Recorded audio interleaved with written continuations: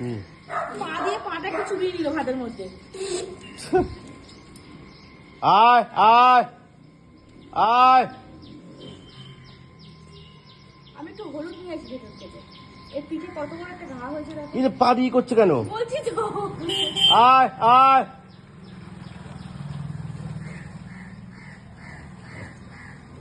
আসো আসো। আয়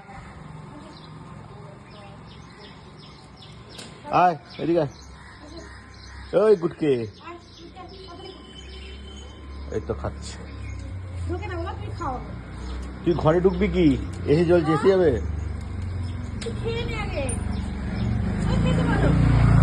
আয় আয় গুন্ডা।